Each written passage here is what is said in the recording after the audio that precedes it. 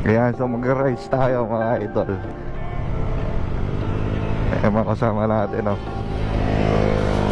Para ma-break in din yung ano, no, yung Aerox. Ayan, no? Bagong bili, sana all. So pwede na nga pala kasi pumunta dito, no? Yung sa pinakatuktok nito mga idol. Pagdating nyo dun sa tuktok mga idol, sa restaurant to mga idol, which is pwede na kayong pumunta dyan without reservation.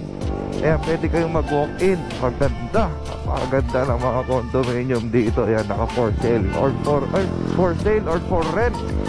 Ay, sana all na lang talaga. Grabe, no? Yung tipong pangarap mo magkaroon ng bahay sa taas ng bundok.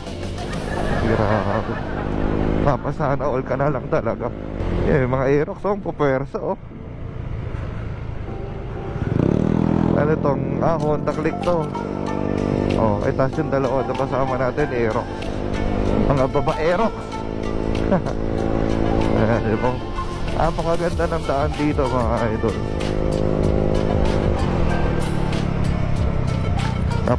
Napaka-refreshing ng makikita nyo. Ayan, oh, yung bundok, oh. Ganda, oh. O, diba? Mas maganda to sa taas. Pwede tayong ano doon, mag-photo ops.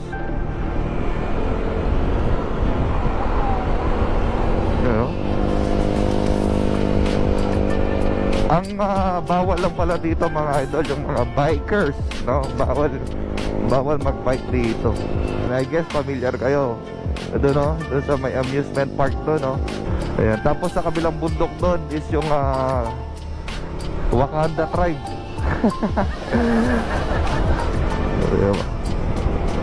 Grabe, oh. Tapos if hindi ako nagkakamali, itong golf course na to, siya yung pinakamalaking golf course dito sa atin, no? Dito sa not sure kung dito sa Pampanga o diba, pinakamalawak na golf course. Ayan. Tapos tawag doon yung restaurant, yun sa pinakataas doon, may restaurant doon. Pero napakaganda ng golf course mga idol. Kaya malapit na tayo. Dami rin naglalaro. Ganda, di ba? Ganda ng view.